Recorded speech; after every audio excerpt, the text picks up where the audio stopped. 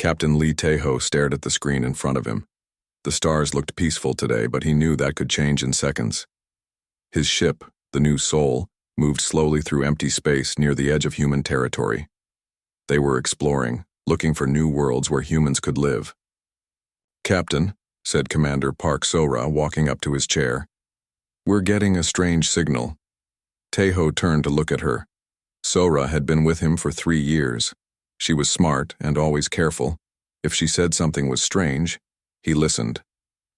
"What kind of signal?" he asked. "It's weak. Very weak.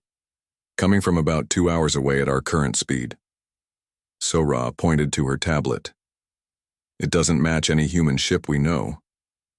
Tejo felt his heart beat faster. First contact with aliens was always possible, but no human had ever made contact before. They knew other intelligent life existed somewhere in the galaxy, but finding it was different. "Could it be a trap?" he asked. "Maybe. But Captain, the signal is getting weaker. If it's a ship, it's dying." Tejo thought for a moment. Earth's government had rules about contact with aliens. The rules said to be careful, to report back first, to not take risks. But if someone was dying out there, human or alien, could he just leave them? "Set course for the signal," he said, "but keep our weapons ready." "Yes, Captain." The New Soul changed direction and moved toward the signal. Tejo called Dr. Kim Woo-jin to the bridge. Woo-jin was their science officer and doctor. If they found aliens, they would need him. 2 hours later, they found the source of the signal. It was a ship, but unlike anything humans had ever built. The ship was long and curved, with a dark metal surface that seemed to absorb light. Parts of it were clearly damaged. Holes in the hull showed that something had attacked it. "Life signs?" Tejo asked. Woo-jin looked at his instruments. "I'm reading something, but it's faint. The readings are strange. Not human, but definitely alive. Any response to our communications?" "Nothing, Captain. The ship appears to be drifting. No power to engines or weapons." Tejo made his decision. "Prepare a boarding team. Dr. Kim, you're with me. Sora, you have the bridge." "Captain," Sora said quietly, "are you sure about this? We don't know what's on that ship." "No, we don't. But if someone needs help, we help them. That's what humans do." The boarding team put on their spacesuits and crossed to the alien ship. The airlock was different from human designs, but they managed to get it open. Inside, the ship was dark and cold. Emergency lights flickered weakly along the walls. The ship's design was beautiful in a strange way. The hallways curved like flowing water. The walls had patterns that looked almost alive, but everything was damaged. Burn marks and holes showed that the ship had been in a terrible fight. They found her in what looked like the ship's medical bay. She was lying on a table that adjusted itself to her body shape. At first, Tejo thought she was human. She had 2 arms, 2 legs, and a head in the right place. But when he looked closer, he saw the differences. Her skin was pale blue-white, like moonlight on snow. Her hair was silver and seemed to move slightly even though there was no wind. Her ears were pointed, and her fingers were longer than human fingers. She was tall, probably taller than Tejo, and she looked strong even, while unconscious. "Is she alive?" Tejo asked. Dr. Kim ran his medical scanner over her. "Yes, but barely. Her body temperature is much lower than human normal. Her heart rate is very slow. She's badly injured." "Can you help her?" "I don't know. Her biology is different from ours. But Captain, I have to try." They brought her back to the New Soul. Dr. Kim worked for hours in the medical bay using everything he knew about medicine and biology. He had to guess about some things, but slowly, her condition improved. On the 3rd day, she woke up. Tejo was sitting beside her bed when her eyes opened. They were large and green, like deep forest pools. For a moment, she looked confused. Then she saw him and tried to sit up quickly. "Easy," Tejo said, holding up his hands to show he meant no. "Arm. You're safe." She stared at him, then looked around the medical bay. She said something in a language that sounded like music and wind chimes. "I don't understand," Tejo said. Do you speak our language? She was quiet for a moment, then spoke in accented but clear English. You are human. Yes. I'm Captain Lee, Taiho. This is my ship, the New Soul. We found you drifting in space. You saved me. She seemed surprised by this. Why? Because you needed help. What's your name? I am Princess Nala of House Vorthak. She tried to sit up again, and this time Taiho helped her. My ship was attacked by raiders. My crew fought bravely, but they all died protecting me. I'm sorry for your loss. She looked at him with those deep green eyes. You are strange human. Your people are unknown to us, yet you risk your safety to help me. Over the next few days, Nala grew stronger. Dr. Kim was amazed by how fast she healed. She was also amazed by human medicine and kindness. She had never seen beings work so hard to help someone from a different species. Taiho visited her often. They talked about their peoples, their homes, their dreams. Nala told him about the Vorthak Empire, which controlled many star systems. She was old, much older than she looked. Her people lived for thousands of years. Doesn't it get lonely? Taiho asked one day. Living so long, watching everyone you care about grow old and die? Yes, she said quietly. Very lonely. That is why I was traveling when the raiders attacked. I was looking for something new, something different. What did you find? She looked at him with a small smile. I found humans. I found you. Taiho felt something warm in his chest when she said that. Over the weeks of her recovery, he had grown to care about her. She was intelligent, brave, and kind. She was also beautiful, though he tried not to think about that too much. Nala was fascinated by human culture. She loved their music, their art, their stories. Most of all, she loved their capacity for hope and sacrifice. Her people were warriors, but they fought for honor and conquest. Humans, she learned, fought to protect others. Your species is young, she told him one evening as they looked at the stars through the observation deck window. But you have something my people have forgotten. What's that? You have not let power make you cold. You still care about individuals, not just empires. 3 weeks after they found her, long-range sensors detected ships coming toward them. Big ships, Vorthak ships. They're looking for me, Nala said when Taiho told her. My father will have sent the entire fleet if necessary. Will they attack us? I don't know. My people are not used to other species helping without wanting something in return. They may be suspicious. The Vorthak fleet arrived 2 days later. 5 massive warships that made the New Soul look like a toy. Their leader, General Crix, demanded to speak with Nala immediately. When the communication channel opened, Taiho saw his first Vorthak warrior. General Crix was tall and imposing with the same pale skin and silver hair as Nala, but his face was harder, colder. Princess, Crix said, we have come to take you home. Are you harmed? No, General. These humans saved my life. They have treated me with great kindness. Crix looked at Taiho with suspicion. Human, what do you want in return for the princess's life? Nothing, Taiho said. She needed help. We helped her. Nothing? Crix seemed confused by this concept. No alliance, no technology, no territory, nothing. We're glad she's safe. That night, Nala came to find Taiho on the observation deck. Tomorrow, she would leave with her people and return to the Vorthak Empire. They both knew they might never see each other again. I want to stay, she said quietly. Your people need you. You're a princess.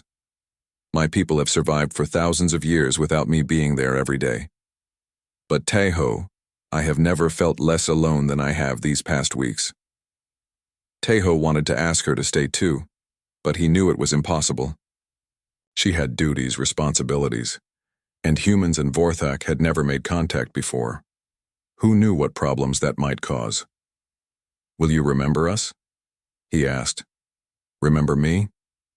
She turned to face him, her green eyes serious. I will remember you, forever. And someday I will find a way to come back. She reached out and touched his hand. Her skin was cool but soft. For a moment they stood together in the starlight, two beings from different worlds who had found something special together. Neither of them knew that this moment would change the course of galactic history. Neither of them knew that 1,000 years of war was about to begin. All they knew was that they had found something precious, and tomorrow they would have to let it go. Princess Nala stood in the docking bay of General Crix's flagship, watching the new soul grow smaller through the viewport. Her heart felt heavy as the human ship disappeared among the stars. She had promised Captain Lee Tae-ho that she would find a way back to him, but now that promise seemed impossible to keep. "Princess," General Crix said behind her, "your father is waiting to speak with you." Nala turned away from the viewport. The general's face showed no emotion, but she could sense his disapproval. He did not understand why she looked so sad to leave the humans behind. The communication with her father, Emperor Zen, was difficult. He appeared on the large screen in the ship's command center, his ancient face showing both relief and anger. "My daughter," Emperor Zen said, "I am glad you are safe, but I am troubled by what I hear about these humans. They saved my life, father. They asked for nothing in return. That is what troubles me. No species acts without wanting something. Either they are planning something or they are too naive to survive in this galaxy." Nala felt anger rise in her chest. "They are good people, father, kind and brave." "Kindness is weakness, Nala. You have been away from home too long. You have forgotten the lessons of our history." The Emperor's words hurt, but Nala knew arguing would not help. Her father had ruled the Vorthak Empire for 3,000 years. He had seen many species rise and fall. To him, every new contact was either a threat or an opportunity to expand. "Vorthak power. What are your orders, father?" "You will return home immediately. The Council of Lords will meet to discuss these humans. We must decide what to do about them." The journey back to the Vorthak homeworld took 2 weeks. During that time, Nala thought constantly about Tai-ho and his crew. She remembered Dr. Kim, Wu Jin working day and night to save her life. She remembered Commander Park Sora bringing her human food to try. Most of all, she remembered the long conversations with Tae-ho about hopes and dreams. When they reached the capital planet, Nala was brought before the Council of Lords.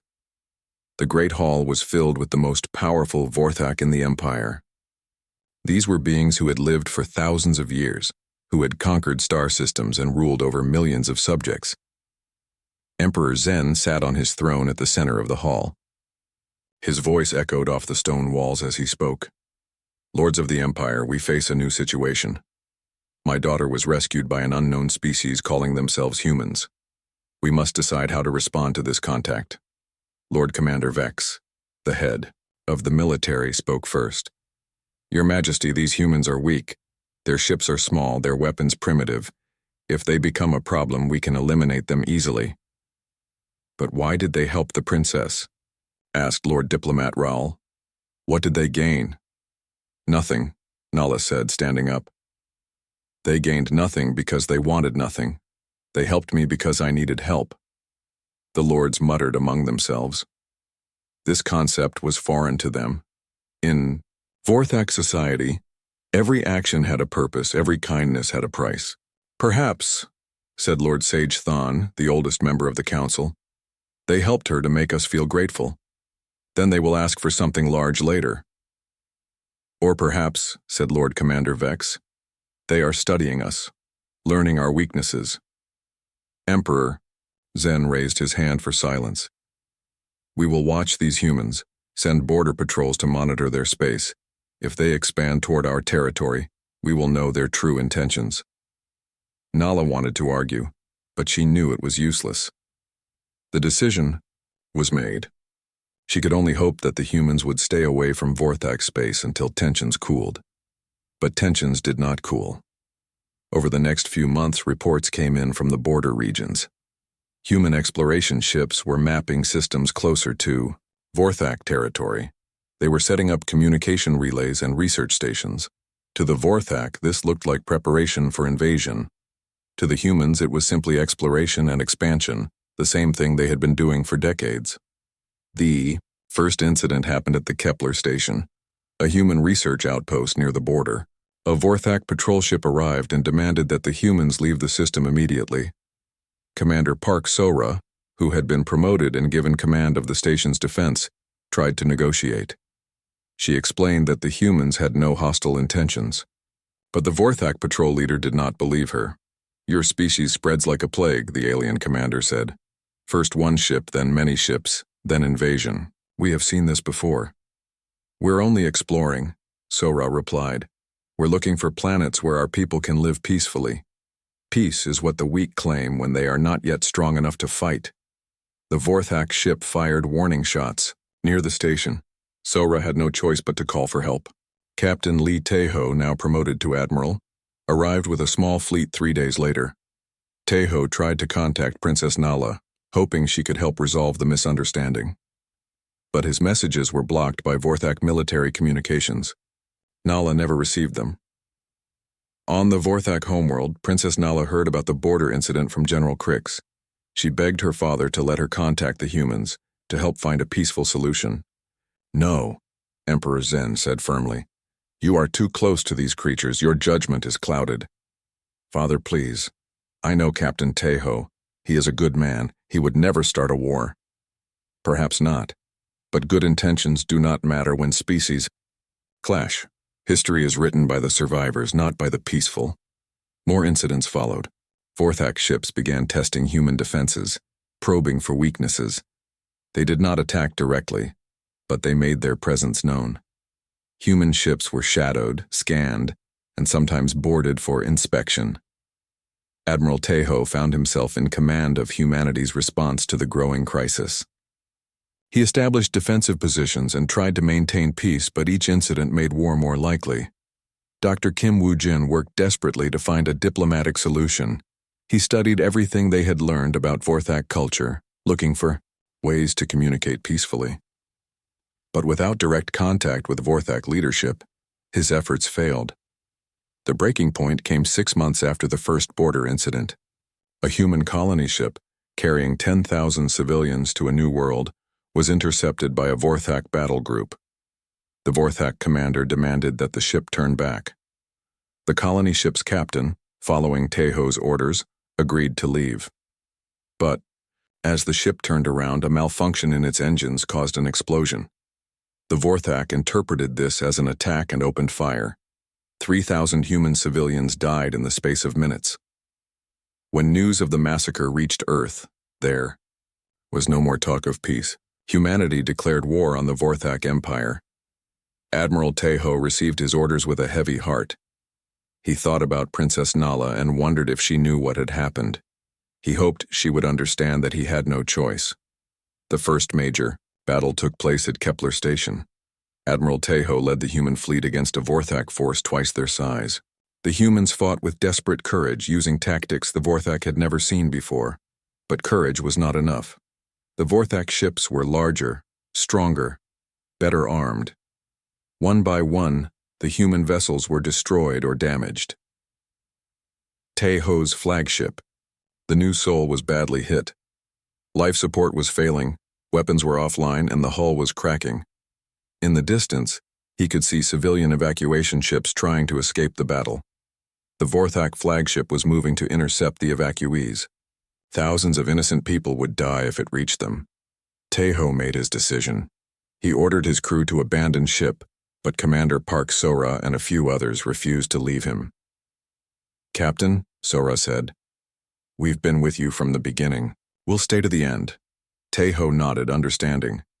He set the ship's reactor to overload and aimed the New Soul directly at the Vorthak flagship. "For humanity," he said quietly.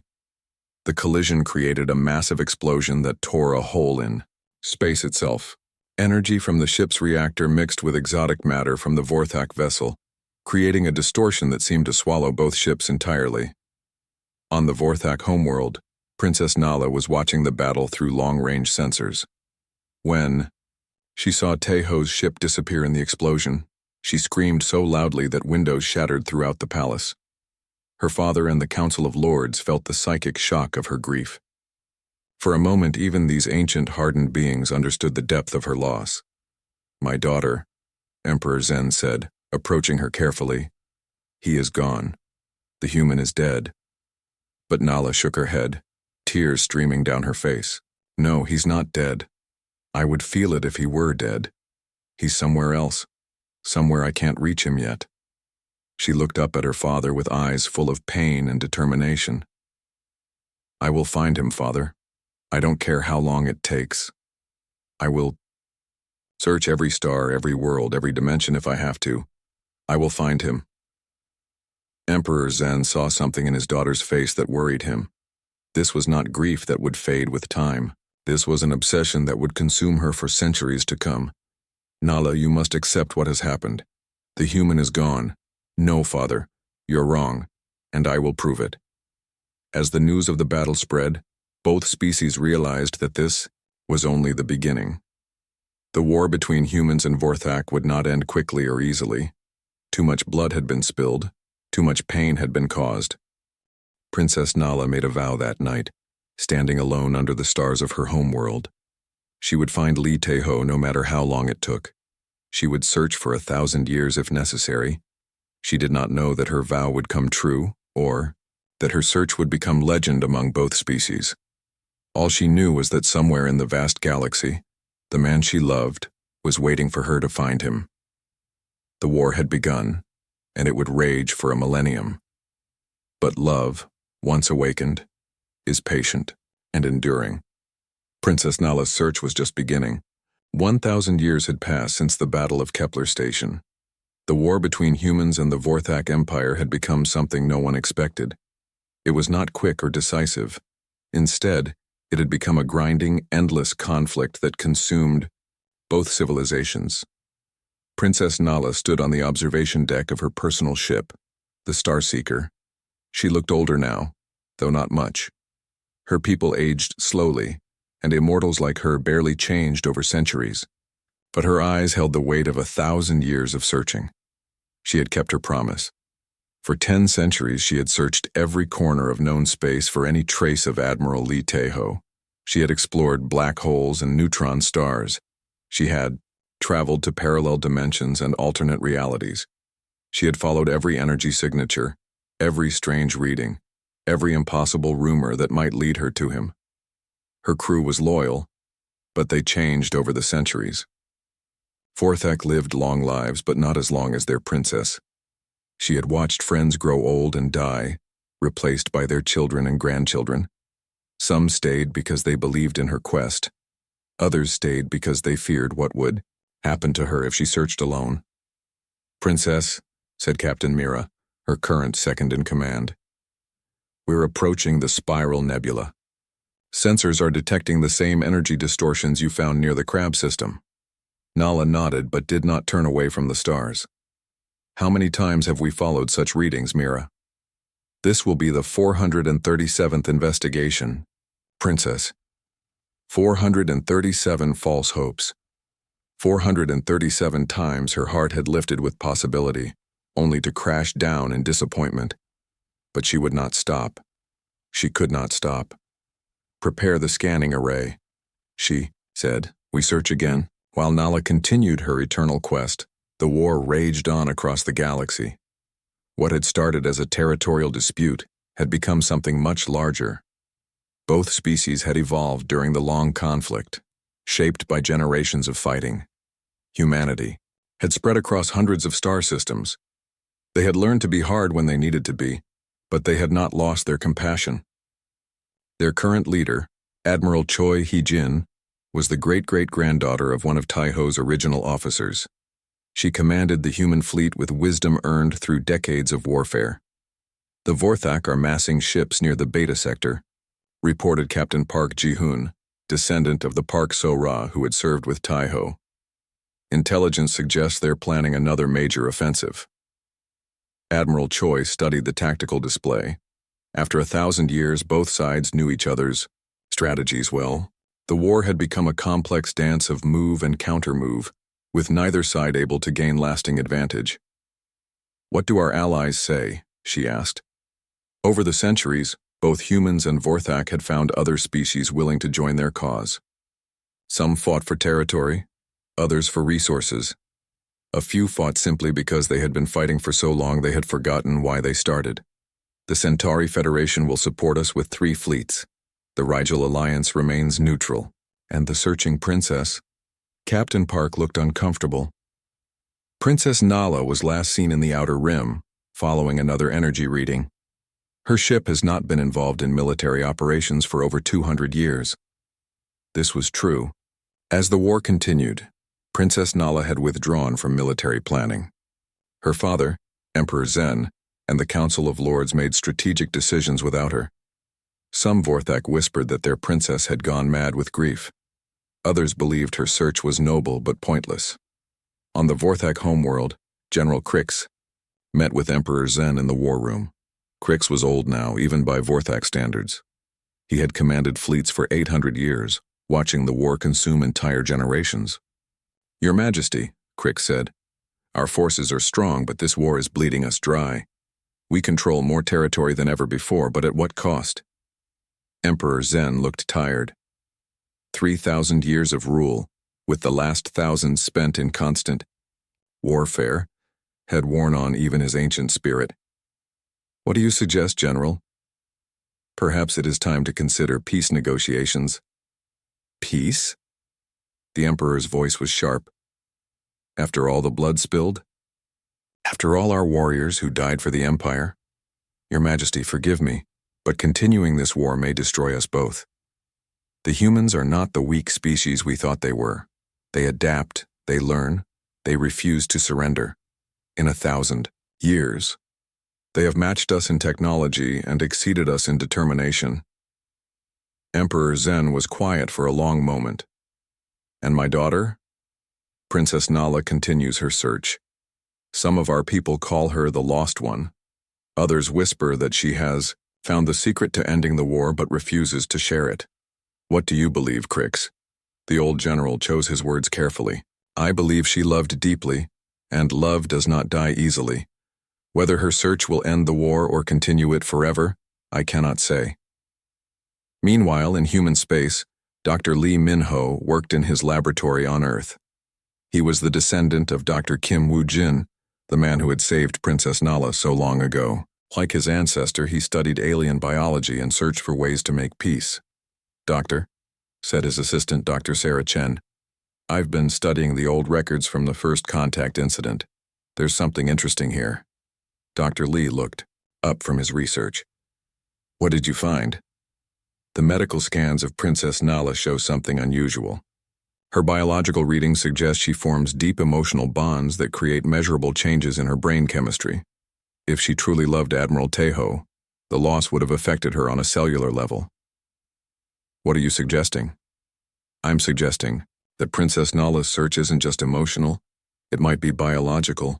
Her body may be telling her that he's still alive." Dr. Lee stared at the data. "That's impossible. He died 1,000 years ago." "Did he?" The energy readings from that battle were unlike anything we've ever recorded. The explosion created a space-time distortion that our best scientists still don't understand. This conversation was happening across the galaxy on research stations and university campuses. Both species had their best minds studying the mystery of the Battle of Kepler Station. The explosion had been so unique, so impossible by known physics that it had become a subject of intense scientific interest. Princess Nala knew about these studies. She had read every paper, interviewed every scientist, followed every theory. Most experts agreed that Admiral Tejo had died in the explosion. But a very few, suggested other possibilities. Dr. Elena Rodriguez, a human physicist, had proposed that the explosion created a temporal anomaly. Dr. Vex Thalen, a Vorthak scientist, believed it might have opened a rift to another dimension. These theories were considered wild speculation by most academics, but Princess Nala had nothing but time, and wild speculation was better than no hope at all. Her current search had led her to the edge of known space, where reality became strange and unpredictable. Here, among ancient nebulae and dying stars, she had found traces of energy that matched readings from the Battle of Kepler Station. Princess, Captain Mira reported. We're detecting a temporal distortion 3 light hours ahead. It's small, but the energy signature is consistent with your search parameters. Nala felt her heart beat faster. How many times had she felt this hope? How many times had she been disappointed? But she could not stop hoping. Hope was all she had left. Take us closer. Full sensor sweep. As they approached the distortion, their instruments went wild. Space itself seemed to bend and twist around a point no larger than a small moon. Energy readings fluctuated wildly, sometimes showing normal space, sometimes showing impossible levels of exotic matter. Princess, the science officer reported, this distortion is unlike anything we've encountered. It appears to be a pocket of space-time that's moving at a different rate than the rest of the universe. Different how?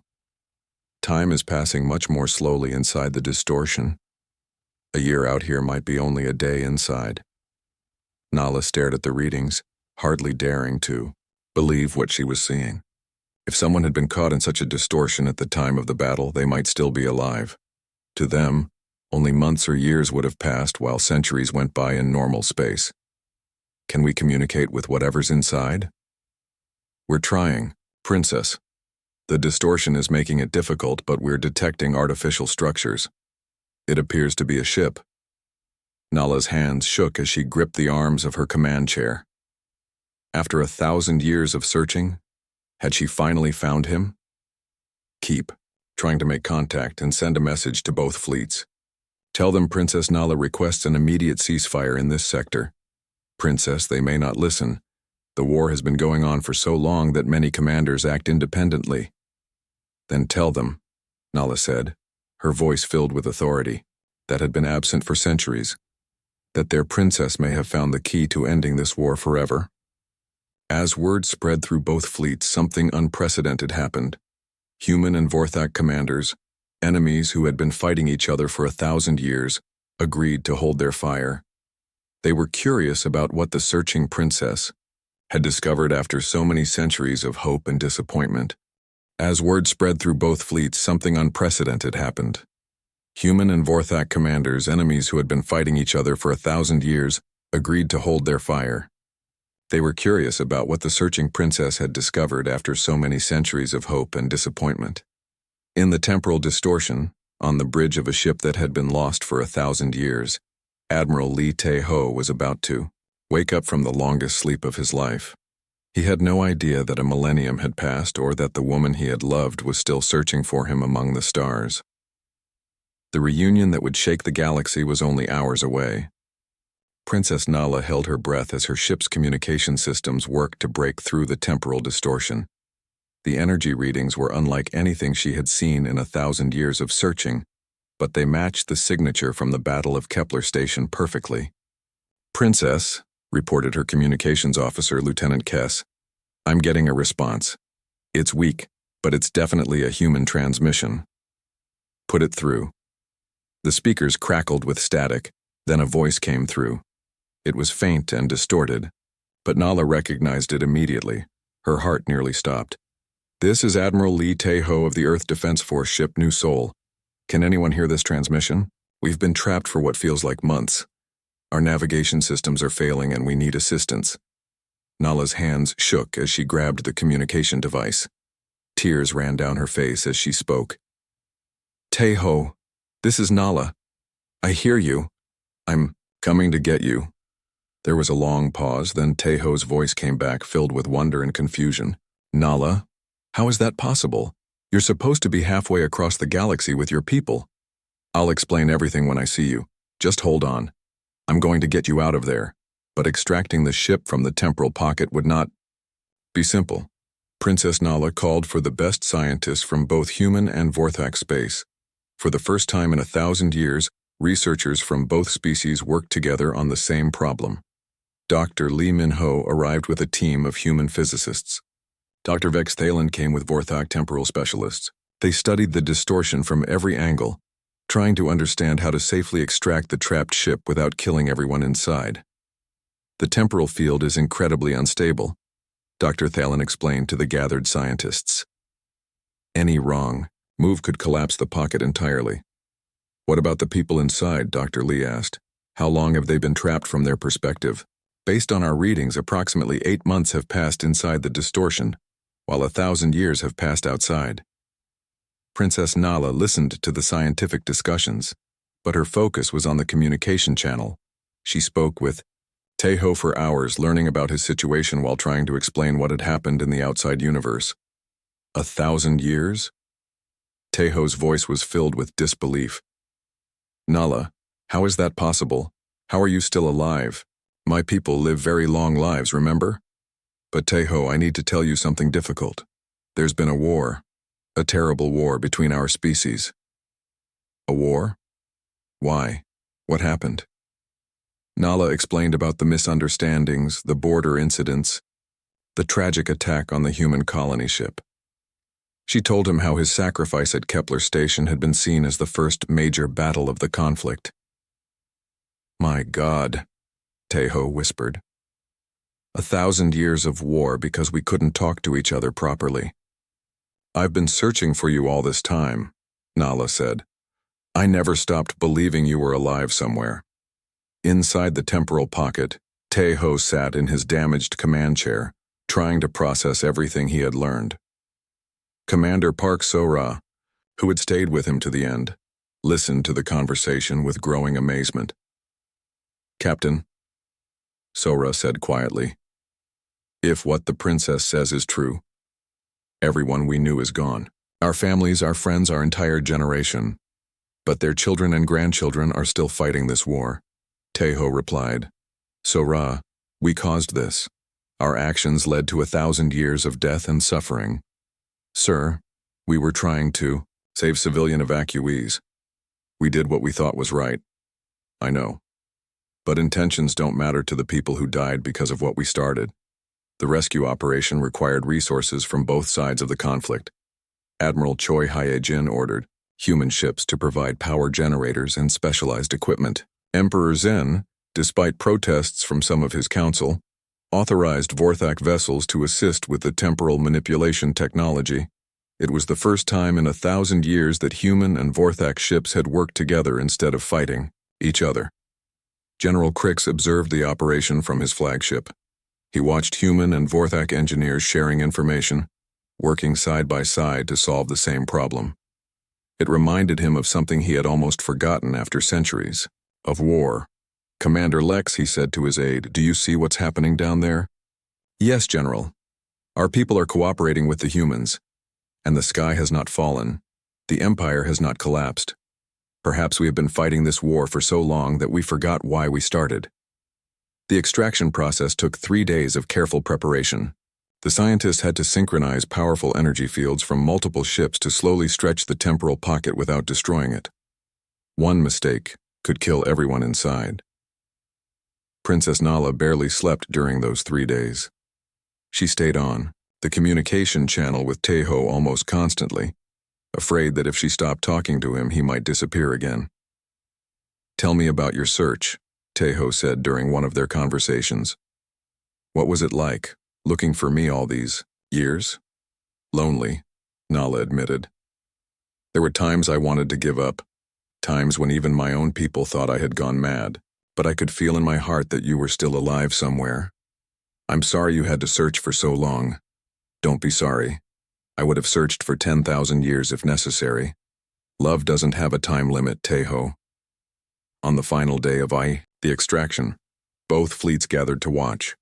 Human and Vorthak ships positioned themselves around the temporal distortion, their combined technology focused on a single goal. Beginning extraction sequence, announced Dr. Thalin. All ships, maintain field synchronization. The space around the distortion began to glow with energy from dozens of ships. Slowly, carefully, the temporal pocket began to expand and stabilize. I can see something, reported a human sensor operator. It's a ship, the new Soul. Through the viewing screens, both fleets could see the legendary vessel that had started their 1,000-year war. It looked exactly as it had on the day it disappeared, preserved in the slow time of the temporal pocket. Extraction at 60%, Dr. Lee announced. The ship's temporal field is beginning to normalize.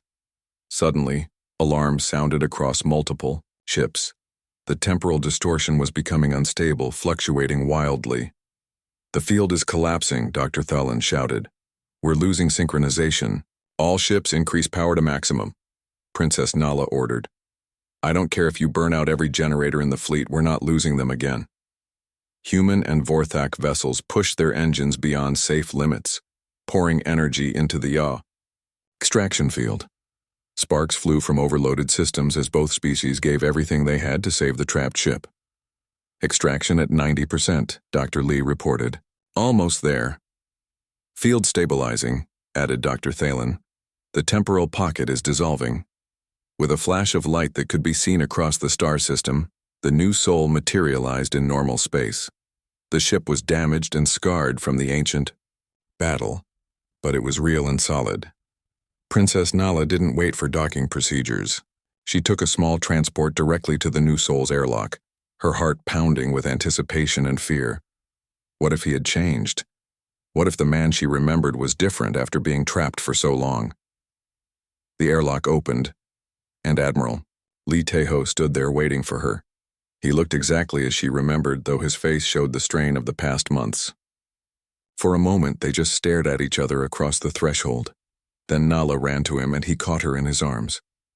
After 1,000 years of separation, they were finally together again.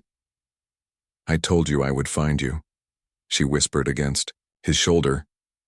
"I never doubted it," he whispered back. As they held each other, something remarkable happened. The fleets of both species, human and Vorthak, watched in silence. Many of the soldiers had grown up hearing stories about the searching Princess and the lost Admiral.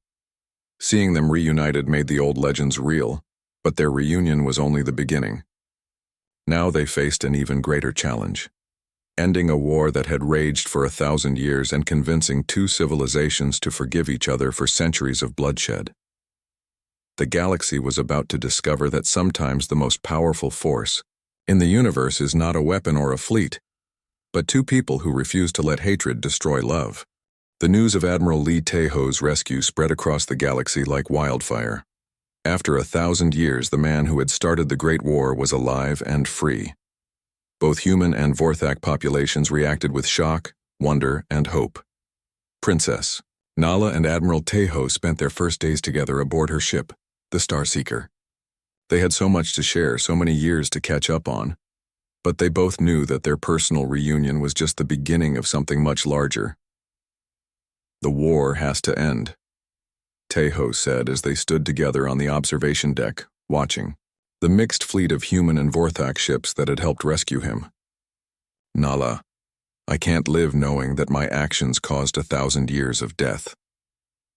"It wasn't your fault," Nala replied, taking his hand. "You were trying to save people. Both our species let fear and misunderstanding turn a tragedy into endless war. But I can help fix it now. We can help fix it together." Emperor Zen and Admiral Choi Hyejin agreed to meet for the first peace talks in centuries. The meeting would take place on Harmony Station, a neutral space station built by a third species that had stayed out of the war.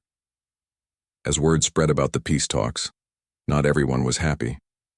On both sides, there were groups that had grown powerful during the long war. Military leaders who knew only fighting, politicians who built careers on hatred, arms dealers who profited from conflict. They did not want peace.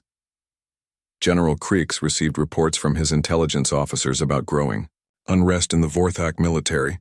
"Sir, several battle group commanders are saying that negotiating with humans shows weakness. They're talking about refusing orders if the Emperor makes peace." "What about our people back home?" Crix asked.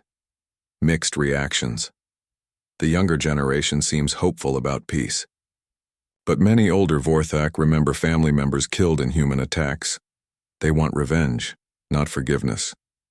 Similar reports reached Admiral Choi Hyejin from human space. "Admiral," Captain Park Ji-hoon reported, "we're seeing protests on several worlds. Some people are calling the peace talks a betrayal of everyone who died fighting the Vorthak. And others? Others are celebrating in the streets. They're tired of sending their children to die in a war that seems to have no end. Princess Nala and Admiral Tai-Ho arrived at Harmony Station together, symbolically showing that former enemies could work as partners. The station was beautiful, built from crystal and metal in flowing shapes that represented unity and cooperation. The peace talks began with great ceremony. Emperor Zen and Admiral Choi Hye-jin met face-to-face for the first time. Despite their differences, both leaders were wise enough to see that their peoples needed peace. "Your Majesty," Admiral Choi said, "humanity has fought your empire for 1,000 years, but we have never forgotten that this war began with a misunderstanding." "Admiral," Emperor Zen replied, "my people have bled and died for centuries. But perhaps it is time to ask whether continuing to bleed serves any purpose." The negotiations were complex and difficult. Both sides had legitimate grievances. Territory had been conquered and lost. Worlds had been destroyed. Entire populations had been displaced or killed. How do you create justice after 1,000 years of injustice? Dr. Lee Min-ho and Dr. Vex Thalen worked together to draft scientific cooperation agreements. Captain Park Ji-hoon and Commander Lex discussed military withdrawal procedures. Diplomats from both species debated trade policies and territorial boundaries. Princess Nala and Admiral Tai-Ho attended every session, serving as living symbols of what cooperation could achieve. Their love story had become legend among both species, proof that understanding was possible across even the greatest differences. But on the third day of talks, everything went wrong. Intelligence reports had warned of extremist groups on both sides, but security believed the station was safe. They were wrong. A group of Vorthak military officers, led by a fanatic named Commander Zal, had secretly boarded the station. At the same time, a human terrorist cell called the Pure Earth Movement had infiltrated the facility. Neither group knew about the other, but both had the same goal: to destroy the peace talks and restart the war. The attack came during the afternoon session, when all the major leaders were gathered in the main conference hall. Explosions rocked the station as both terrorist groups struck simultaneously, targeting different sections of the facility. In the chaos, Admiral Tai-Ho saw a human extremist raising a weapon toward Emperor Zen. Without thinking, he threw himself between them, taking the energy blast in his chest. At the same moment, Princess Nala tackled a Vorthak assassin who was aiming at Admiral Choi Hye-jin. The attack was over in minutes, but the damage was done. Several delegates were wounded, and Admiral Tai-Ho was badly hurt. As emergency teams rushed to help the injured, the peace talks seemed doomed to failure. Tai-Ho was taken to the station's medical bay, where both human and Vorthak doctors worked to save his life. Princess Nala stayed by his side, holding his hand as he drifted in and out of consciousness. "The talks," he whispered. "Are they continuing?" "Tai-Ho, don't worry about that now. Just rest." "No, Nala. This is important. We can't let the extremists win. We can't let them restart the war." But it looked like the extremists had succeeded. The terrorist attacks had shaken the confidence of both sides. Some delegates wanted to return home immediately. Others spoke of the attacks as proof that peace was impossible. As Tai-Ho's condition worsened, Princess Nala made a decision that would change galactic history. She asked for the station's communication system to be activated, broadcasting to both fleets and to homeworlds across human and Vorthak space. Standing in the medical bay, holding Tai-Ho's hand as he lay unconscious, she spoke from her heart. "My name is Princess Nala of House Vorthak. For 1,000 years I searched the galaxy for the man I love.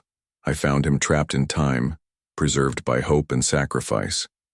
Today, extremists tried to kill him again, not because of anything he did, but because they are afraid of peace." Her voice carried across space to billions of listeners, human and Vorthak alike. "I have lived for over 2,000 years. I have seen empires rise and fall. I have watched entire civilizations destroy themselves through hatred and fear. But I have also seen something else. I have seen love transcend species, understanding bridge impossible gaps, and hope survive the darkest times." Tears ran down her face as she continued. "This man lying here sacrificed himself to save strangers. When I was injured and alone, his people saved my life, asking nothing in return. When he was lost in time, both our species worked together to rescue him. We are not enemies by nature. We are enemies by choice, and we can choose differently. The broadcast reached not just the political leaders, but ordinary people on both sides. Parents who had lost children in the war, soldiers tired of fighting, young people who dreamed of a different future. The extremists who attacked this station today represent the worst of both our species. They offer nothing but more death, more hatred, more empty centuries of loss. But we can offer something better. We can offer hope. As she spoke, something remarkable began happening across the galaxy. On human worlds and Vorthak planets, people began gathering to listen. In space, crews on warships from both sides put down their weapons and watched the broadcast together. 1,000 years ago, this war began with a failure to understand each other. It continued because we let pain and anger make our decisions for us. But it can end today if we choose love over hatred, understanding over fear, hope over despair. Princess Nala looked down at Tejo, then back at the camera. I love this human man not because he is perfect, but because he represents the best of what his species can be, just as I hope I represent the best of what mine can be. Our love is not special because we are special people. It is special because love itself is the most powerful force in the universe. She knelt beside Tejo's medical bed and gently took him in her arms, holding him close as machines monitored his vital signs. This is not just a hug between two people who love each other. This is a promise that we can embrace our differences instead of fighting them. This is proof that understanding is stronger than hatred, that compassion is more powerful than weapons. The image of Princess Nala holding Admiral Tejo spread across the galaxy in minutes. It was transmitted on news channels, shared on communication, networks painted on walls and displayed on screens. The simple human gesture of comfort and love resonated with billions of beings. On Vorthak ships, hardened warriors found themselves crying as they watched their princess demonstrate the depth of cross-species love. On human vessels, soldiers, who had fought aliens for decades, suddenly saw their enemies as fellow beings capable of the same emotions they felt. The peace talks resumed the next day, but everything had changed. The extremist attacks had failed to restart the war.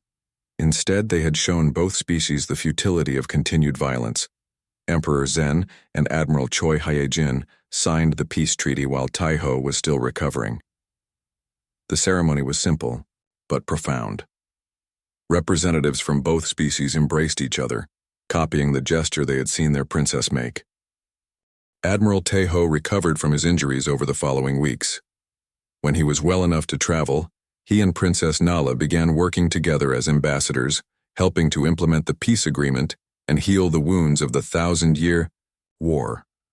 Their first joint colony was established on a world they named Hope. Humans and Vorthak lived side by side, sharing technology and culture, raising children who would never know the hatred that had divided their parents.